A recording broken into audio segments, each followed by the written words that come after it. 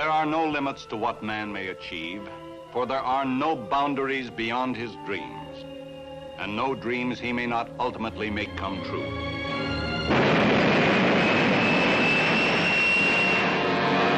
Destination, space.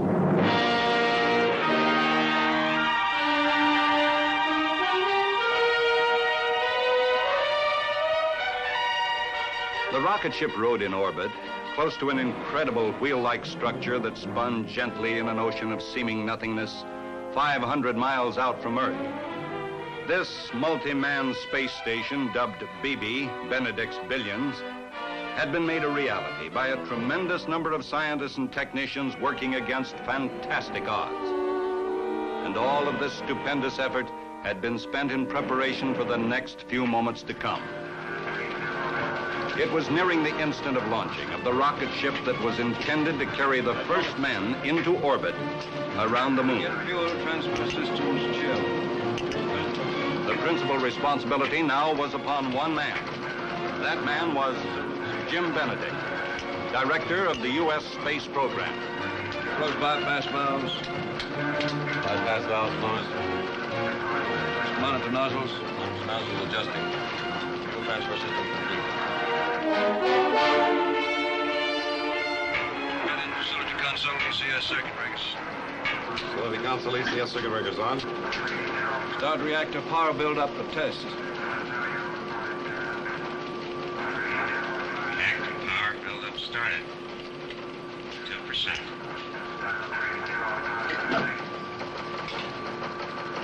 Again, heat exchanger instrumentation check.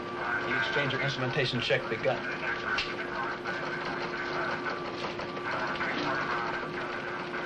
Advance reactor power to 10% criticality. Reactor power advanced to 10% criticality. I'm worried about you. Preset Vernier engines Firex to run position. Worried about what? Vernier engines Firex preset the run position. Happy you're getting a mite old for this sort of nervous strain. Young man, it makes me as happy as a sockeyed salmon swimming upstream.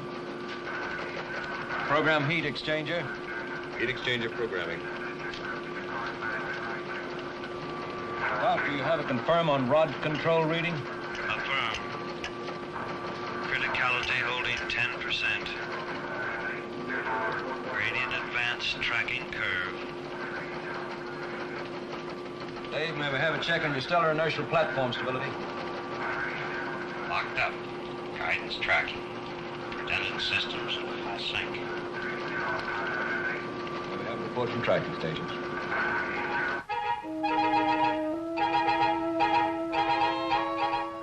South Point, island of Hawaii, ready for tracking. Solomon's, Bougainville, ready for tracking.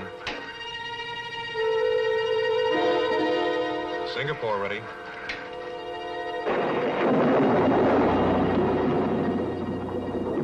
Ready at Nairobi, Kenya. Jodrell Banks, Manchester, England, ready.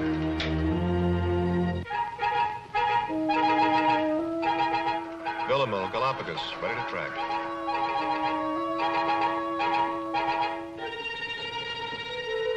Barrow, Alaska, standing by, ready for tracking.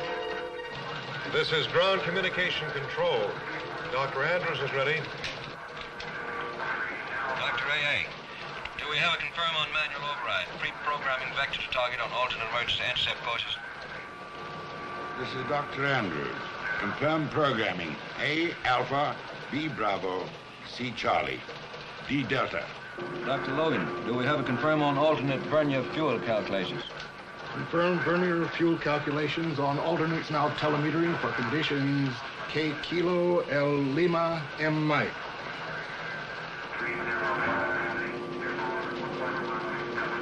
Pressurize main mercury tank. Main mercury tank pressurizing.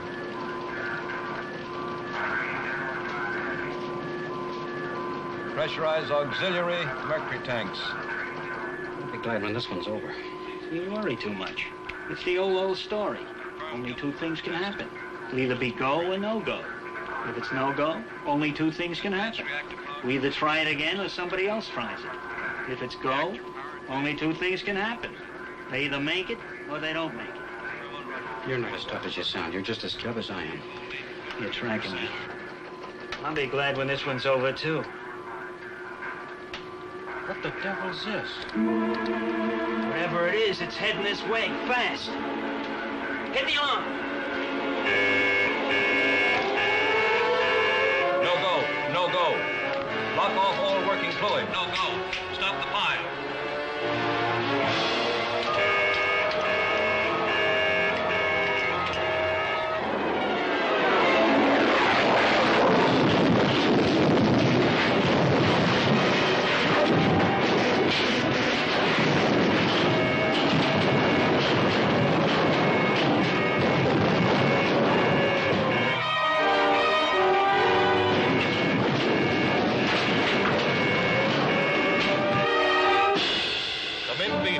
Come in, Beebe. This is ground communication control. Over.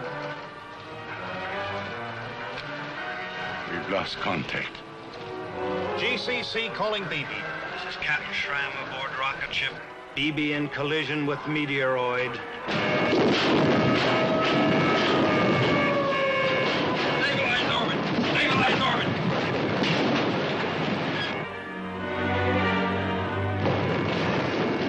Guidance control. Report on orbit. Guidance control not manned and ready. All report, sir. Damage control. Report. Sections 5 and 18 sealed off with brakes and skim. Multiple fires in generator compartments. Switch to auxiliary power. Interlock guidance and automatic vernier controls to hold orbit.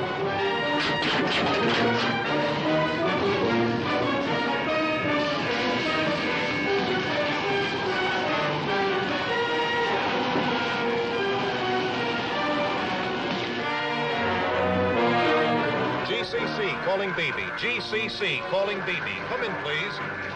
Beebe is pitching wildly, but seems to be sustaining orbit. If they go, what happens to us? All I'm worried about right now is them. Hey! Dolph! Come in, please.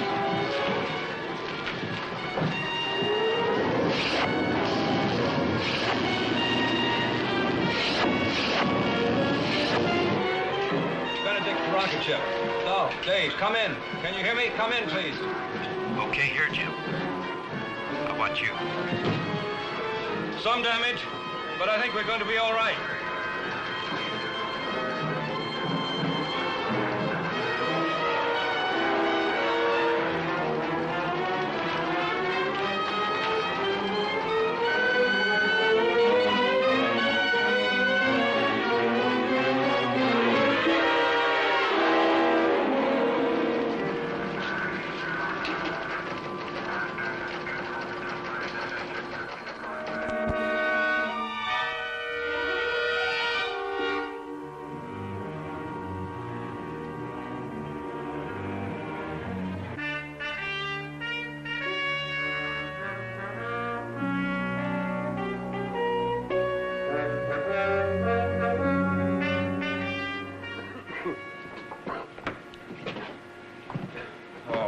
Sure got it in here, didn't it?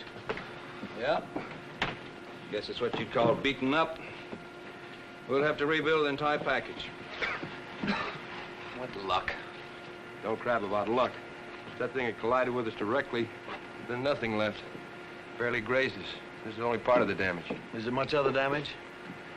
2 other sections are ripped up a little. The important thing is nobody was hurt badly. I'm grateful for that. And we held it in orbit. That's something else to be grateful for. Still one more thing we can be grateful for. At least this is one setback they can't blame on us.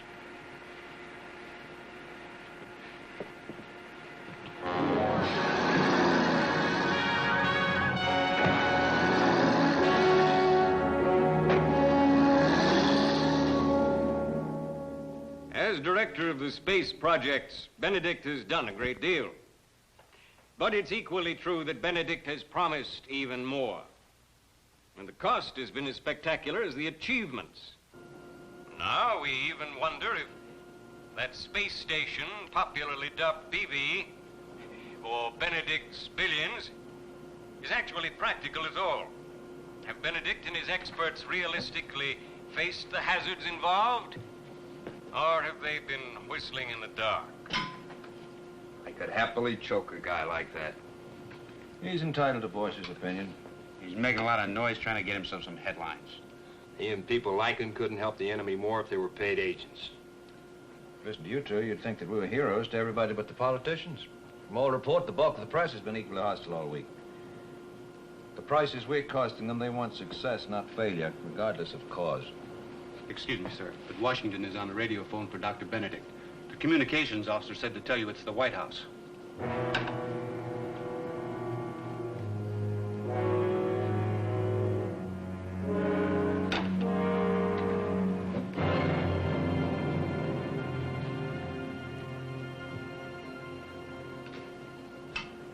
And that man's name is James Benedict. It's time the entire matter is investigated and reappraised. And it's my intention to have James Benedict subpoenaed by a special senatorial investigating committee on space.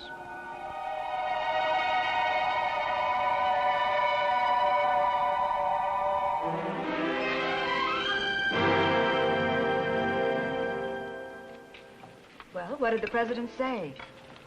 Direct quote. I don't want anything to happen to the space program. We're in for a tough appropriation fight to save it. I'm depending on you. What are you supposed to do? I don't know, June. I'll have to play it by ear. Well, I'm sorry about the setback. But here's to any minor mishaps that bring you back to me. Minor mishap.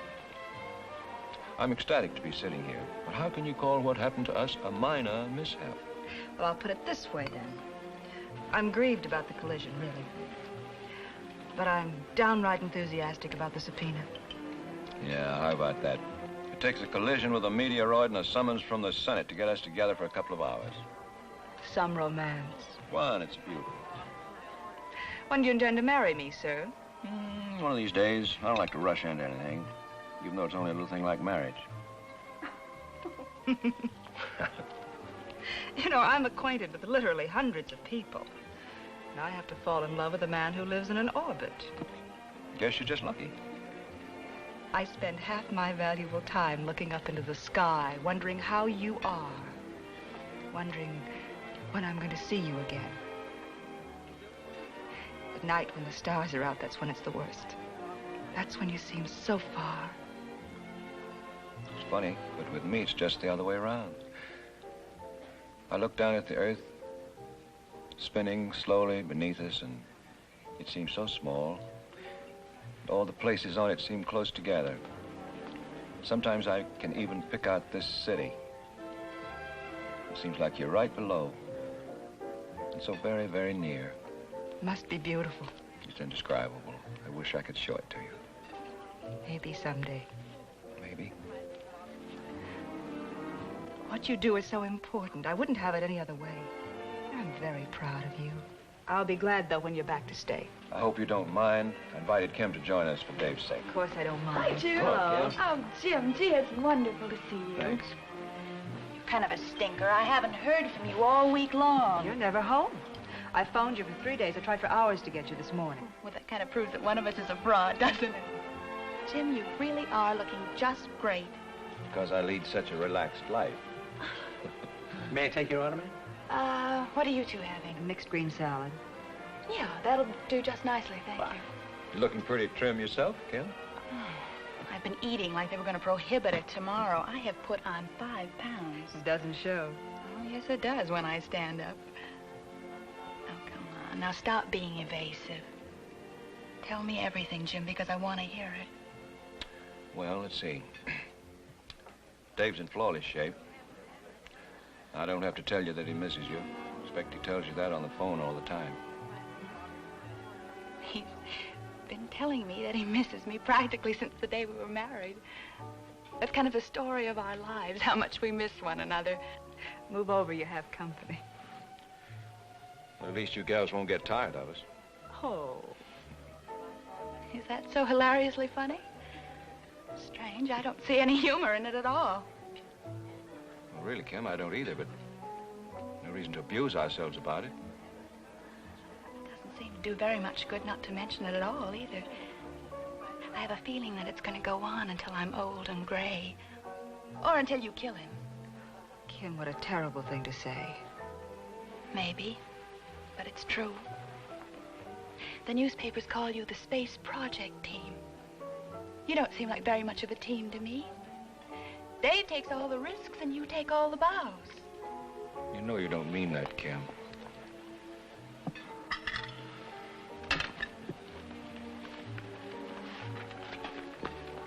Tell me about the accident. There's not much to tell beyond what you've already heard and read. We were close to the finish of the countdown and just happened to run into a fair-sized meteor. Suddenly we found ourselves with all bets off. So what happens now? We have to shuttle up parts, prepare the station, and we reschedule and try it all over again. That is, if we come through this investigation successfully and still have the funds. Do you know, when I heard about the collision, I almost died.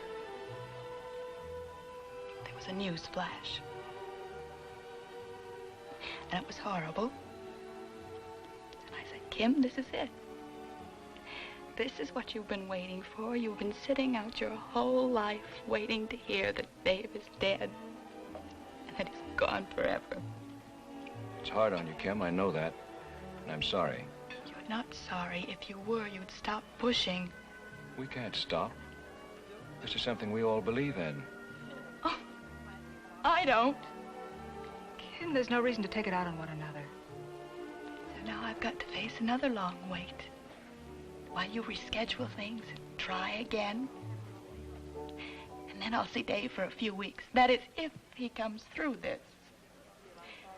But then there'll be another project. And you'll take Dave away again. But let me tell you something, Jim.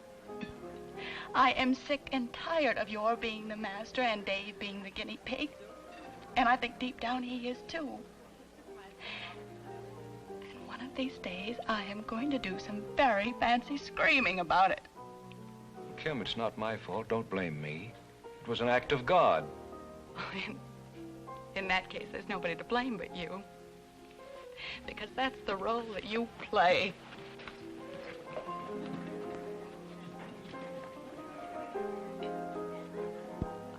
I'm very sorry for her. So am I. Sorry for you, too. She's quite unfair to you. You didn't already have enough trouble, enough to worry about.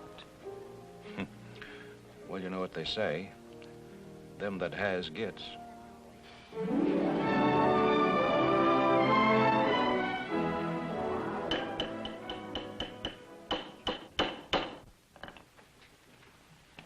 At this moment, is the satellite in particular hazard because of the damage sustained? No, sir. It has ample auxiliary power to keep it functioning within safety factors. But until repaired, the station's usefulness is impaired. Dr. Benedict, for the record, how much of the damage to the satellite resulted directly from the collision itself? Well, little, actually.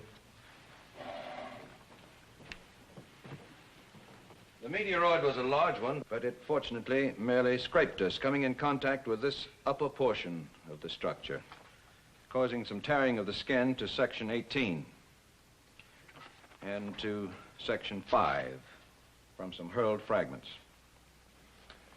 Any other questions? Yes, I have a few. Did the rocket ship itself sustain any damage? No, Senator, that was not directly involved.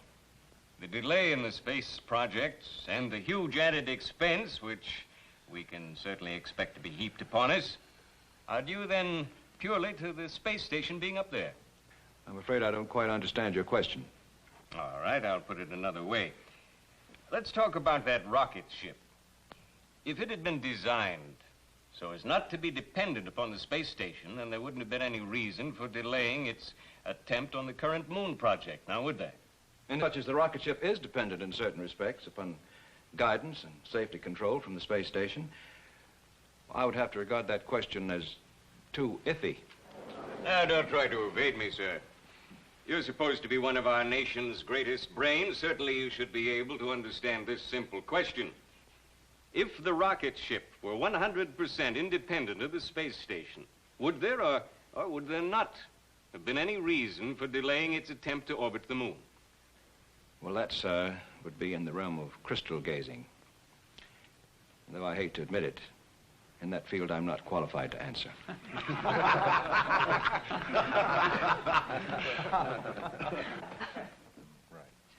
How soon after the station is repaired will the rocket ship be ready again to make the lunar attempt? A whole new system of procedures will have to be set up. The moon will be in a different position with relation to the Earth-Moon orbit around the sun, but these preparations should all be finished long before the space station is repaired.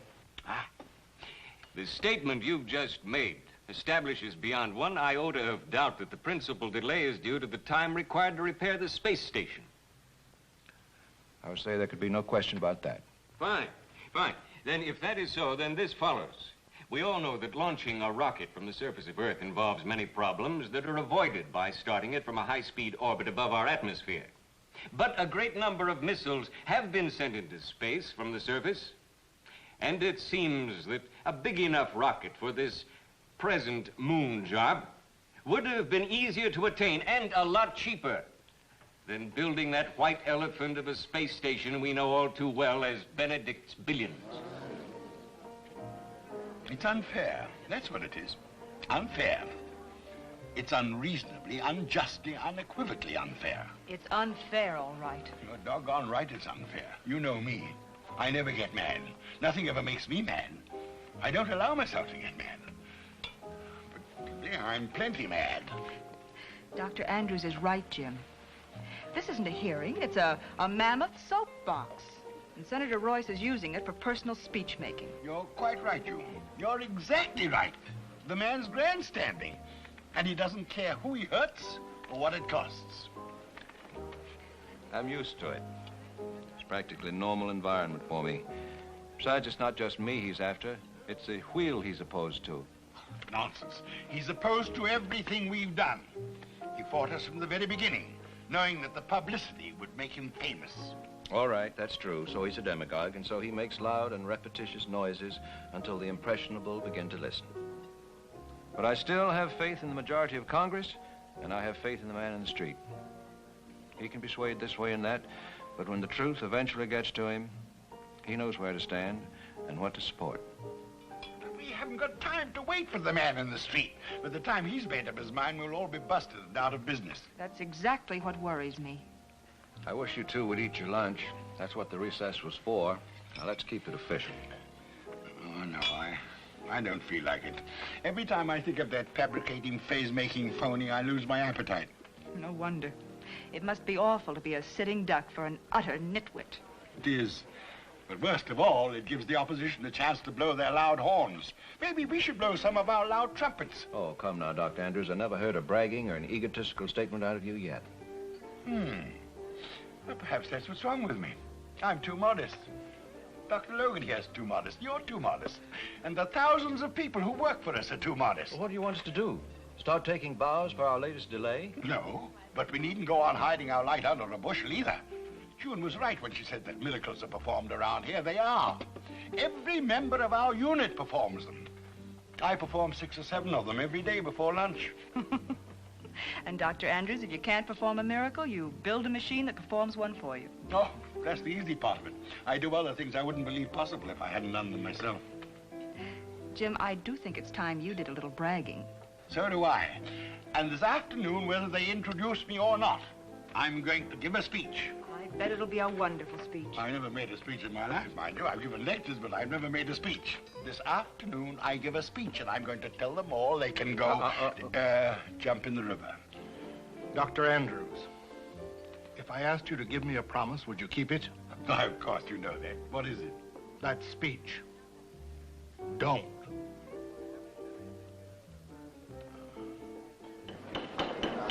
Mr. Chairman. Dr. Benedict? Before the lunch recess, Senator Royce made a statement about the space station, intimated its use being limited merely to its being a jumping-off place. Well, I think it only fair to place in the record a correction to that impression. Proceed. Freed from Earth gravity and atmosphere, the space station is a complex working base from which many highly critical functions are performed. Weather forecasting, astronomical observations, radio and television relaying, and many highly important military uses, only one of which is global reconnaissance. Oh, now, Benedict, we've had all sorts of satellites in orbit, telemetering back data long before you built that contraption up there. Yes, we still have. And I might add that the station is now servicing some of those very units. But let's forget all of that for a while and let's talk about some facts of life. We don't intend only to send up a manned missile to orbit the moon. That's only one step in our program. We intend to make a soft landing on the moon. We intend to establish a base on the moon. A base that will need to be continuously supplied. Now, of course, all of this could be done by sending up missiles from the surface of the Earth. But to do this in such an obsolete way would cost billions and billions of dollars, more than what has been spent on BB. And this apparatus, Benedict's Billions, is in orbit now and is operational. That's a broad and loose use of the word. I can hardly regard so delicate and vulnerable an installation as being operational. It, sir, is operational. There are equally learned scientists who feel that it is delicate and unreliable. Any number of these scientists talk to me. And I can tell you they have my ear. Now, what do you think of that? I think it's lucky, sir, that it's your ear they have and not mine.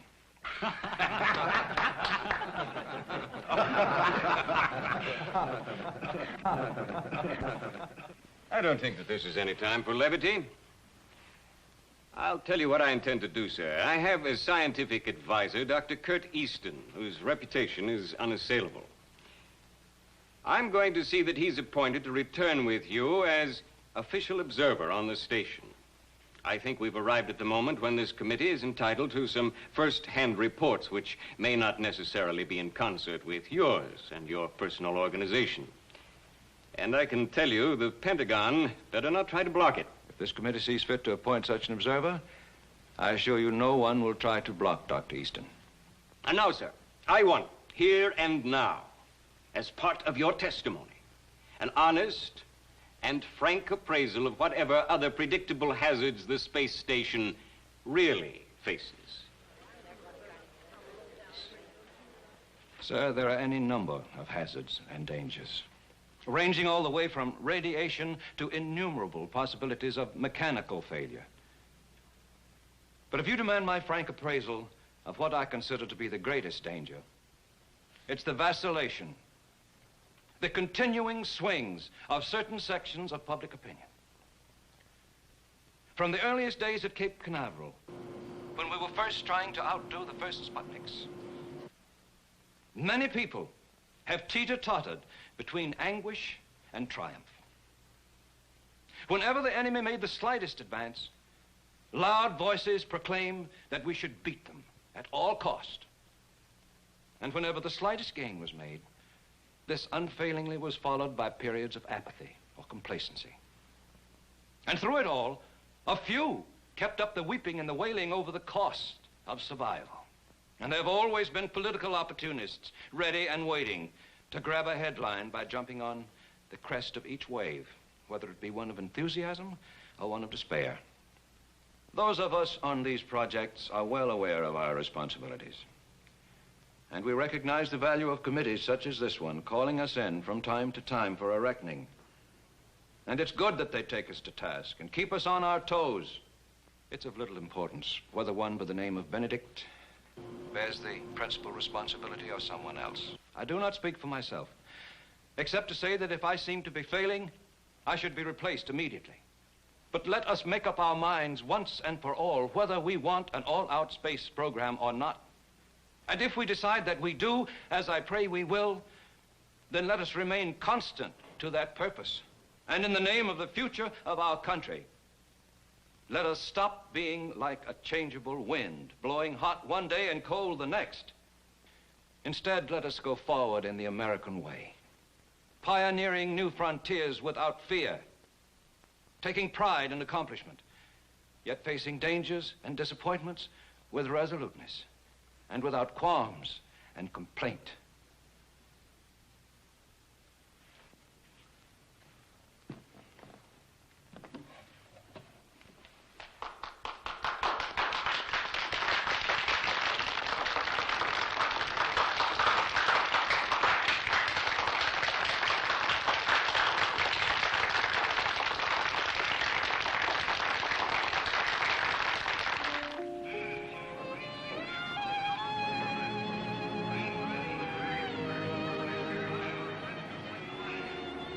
These are the awful moments. Yes, they are. I'll be thinking of you every second. And I, you. Good evening, Dr. Easton. Hi there. Dr. Easton, may I present Miss Kramer? Hello, Doctor. Delighted, Miss Kramer. Dr. Easton's going with me to the wheel as an observer. So he told me I could get on down and climb aboard. Yes, I'll join you in just a few minutes. This is quite a night for me. I've been around a lot of rockets in my day, but I've never ridden in one. I'm not ashamed to say that I'm beginning to feel the full throes of panic creeping over me. Well, it's pretty dreadful for a man to attain the age in life that I have and face up to the fact that he might be a weak-kneed, quivering coward. Well, don't let that worry you, Doctor. That's almost normal behavior. Even after a lot of trips, a fellow's on the nervous side. Everybody's first experience is terrifying. Well, what gets me is how I blithely accepted this assignment. For some peculiar reason, I don't think I was actually aware up to a few moments ago of the fact that I was getting myself in the situation of being shot out of a cannon, going up and coming back. You can't tell a thing about it. You might love it. Well, I'll tell you this, it's never going to become a hobby. It's a pleasure to know you, Miss Kramer. Nice meeting you, Doctor. Here goes. I'm seeing you. Hope my knees get me over there. Poor guy. Nobody's first trip is any fun. Seems like a nice enough fellow. You know, everything may turn out to be all right. I hope so. We sold them on the space station again. Let's just hope that the moon launching goes well. It will.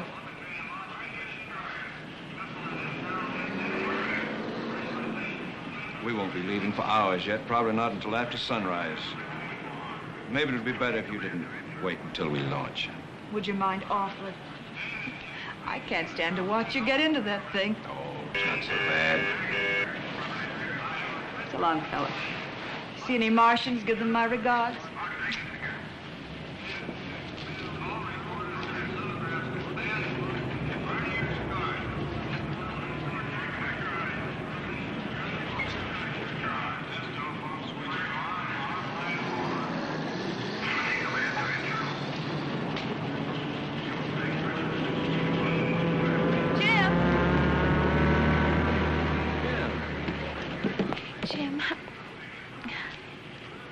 I don't know what to say to you. I'm so ashamed of what I said the other night. Kim, don't worry. Please don't. I didn't pay any attention to it. I wouldn't do anything to hurt you. You know that. Of course. I don't know what gets into me. I don't know why I act the way I do. You do understand, don't you? Of course I understand. It's rough on you as it can be with Dave away all the time. You don't understand. Oh, Jim. Can't you see the way that I feel about you?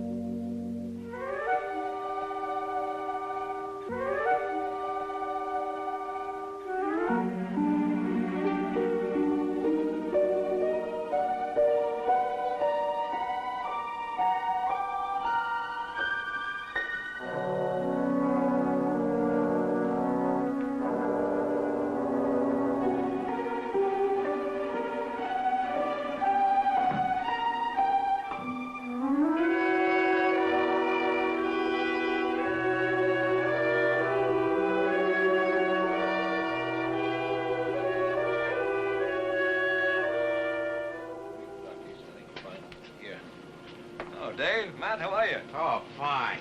You look great. Thanks. Good to have you back, Jim. Thank you. I'd like you to meet Dr. Kurt Easton. Colonel Matthews, ship commander, my associate Dave Rimmel. Welcome aboard, sir. Thank you. Nice to know you. How do you do? I believe we met once before at a symposium. You read a very interesting paper concerning missile trains. Well, yes, I do remember. That would have been a couple of years ago. MIT, I believe. That's right.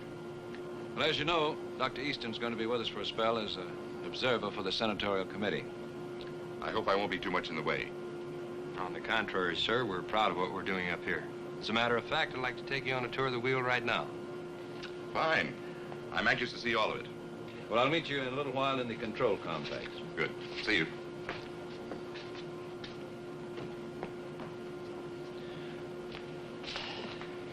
How was it? Pretty rugged? Not bad. We have the majority of Congress on our side. You did a beautiful job, Jim. We were all proud of you. You gonna be much of a headache? Who knows? I'm glad of one thing. They sent us pro, even if he does happen to disagree with some of our ideas. But we can win him over on our side. Hope so. I don't have to tell you how important it is that we do. You see Kim? Of course. How was she? Just fine. I'd say she was in excellent health. How'd she act? Friend or enemy? Well, I only saw her a couple of times. First time, she was a little feisty. But the second time, she was warmer. Great. She's gonna end up loving you.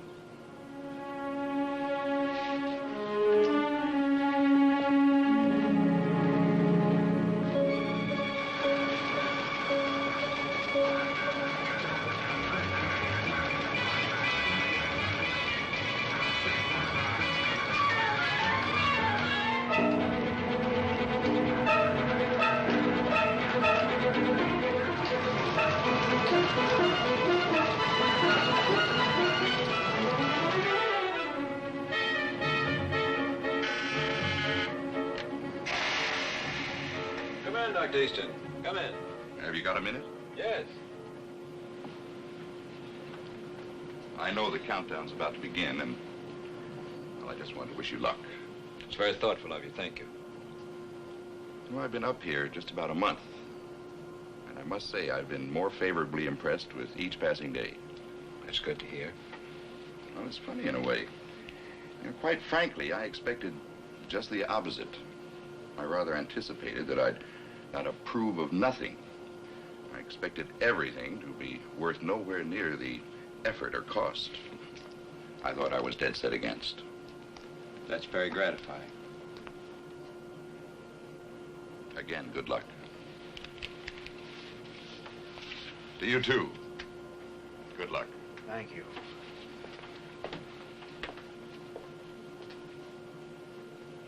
Well, we're ready, Jim. We're about to get over the rocket. Take good care of yourself, baby. Don't let anything happen to you. I'll try, believe me, I'll try. I'll go down to the airlock with all of you. Jim. Yeah? I know I'm repeating myself. Stop worrying about Kim.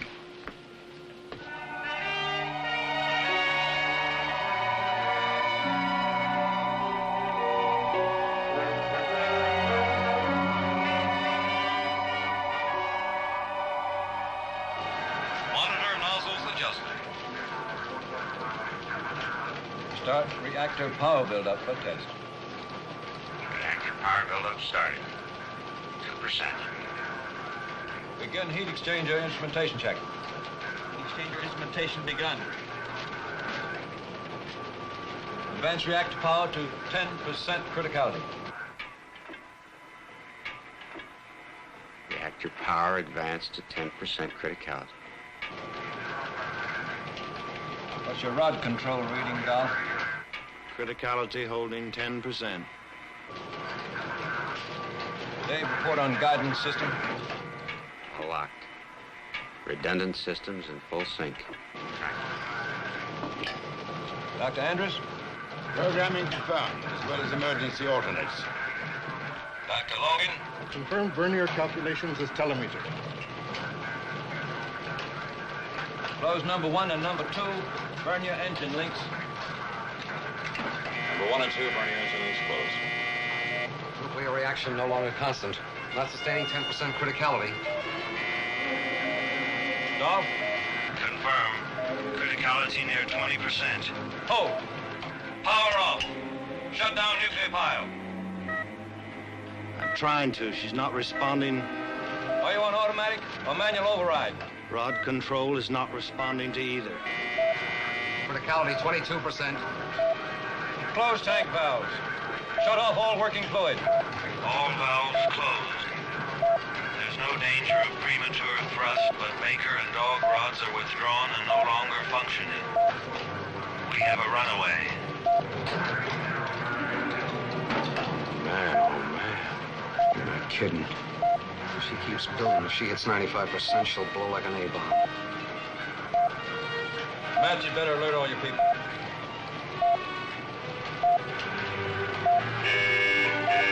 Attention, all ships company. Attention. This is Colonel Matthews speaking. We're faced with a possible nuclear explosion of the rocket ship. All personnel man emergency stations. Man emergency stations. Secure all compartments. Secure all compartments.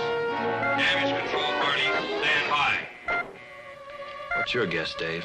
I'm trying to figure. Seems like it's got to be something in the servo linkage. 24. We've lost pressurization and thermal control in Charlie component. Jim? Can you give me a reading of pressure and temp in Charlie component? Sergeant? Pressure and temp lost in Charlie. That's your trouble. The servo linkage will be broken in that area. Criticality 26%. Got to get that pile closed down, and there's no way of doing it while those rods are out. No way until we know exactly what's piled up. 28%. Those are secondary servo units in that component. They activate the pneumatic system of the reactor. I can climb in there through the central column if we've got enough pressure. Damage control, manned and ready. I'm afraid that may take too long. I've got to try it. Guidance control, manned and ready. Go ahead. Pressure and thermal control, manned and ready. If that rocket blows up, it will blow us up too. We're at a calculated safe distance. Probably rock us. We'll probably lose orbit, but we'll probably live. Is that all you're worried about? I didn't say that. I'm not exactly enjoying it. 30%. Gradient increase accelerating. Dave made up his mind. You couldn't have stopped him. The hotter that pile gets, the faster she'll keep building. They can run out of time all at once. They know that as well as we do.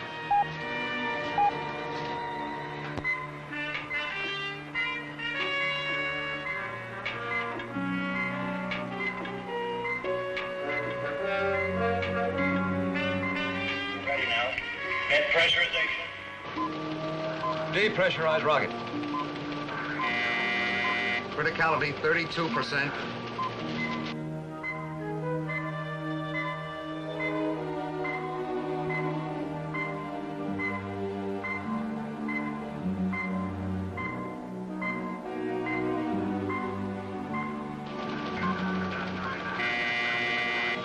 %.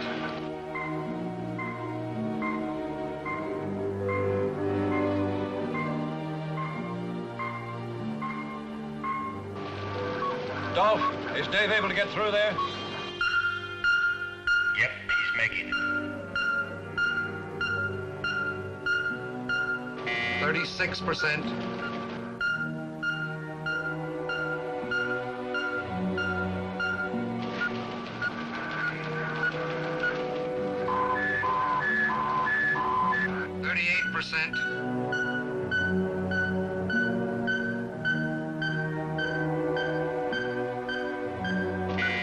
Criticality, 40%.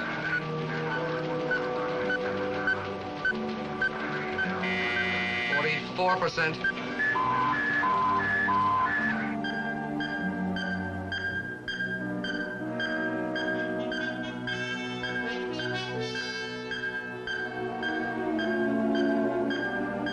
Criticality 48%. Criticality 52%.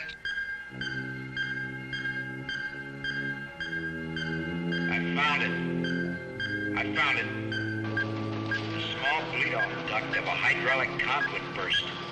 The fluid blew out in globules and froze against one of the servo units of the rod activator. It's jammed with ice. Can you free it? I'll need a finer instrument so I don't foul it up. I'll get it.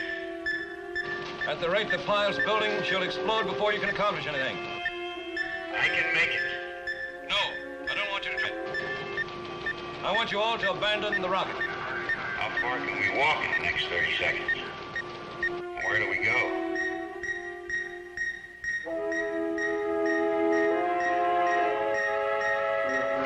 %. Dr. Logan, even if he frees it, will it operate with the bleed-off duct broken? Yes. You can free it. The servo will work. The bleed-off duct has nothing to do with the rod control. 58%.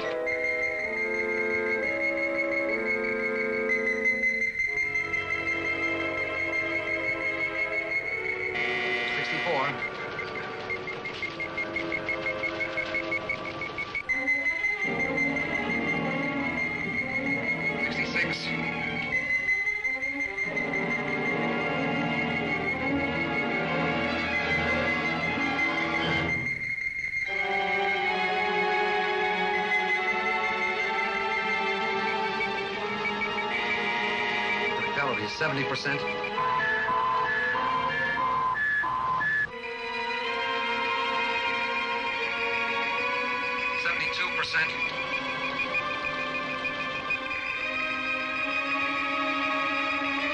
Now, get back to the controls. Let me know if I free it.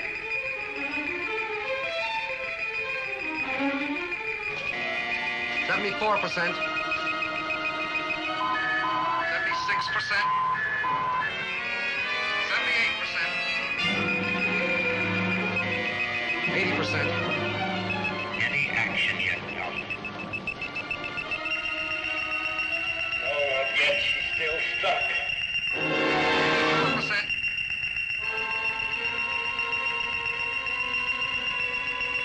88%.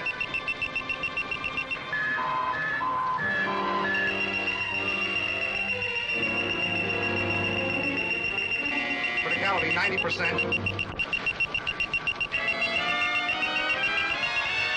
Beginning to function. She's beginning to function. Criticality 92%. Criticality 88%.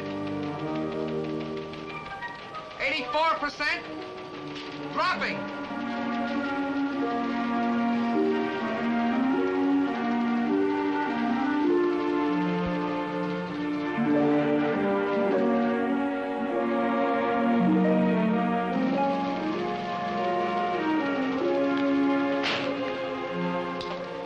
What's the matter with you?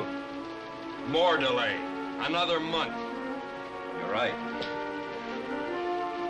But it's a month that Dr. Easton can help explain.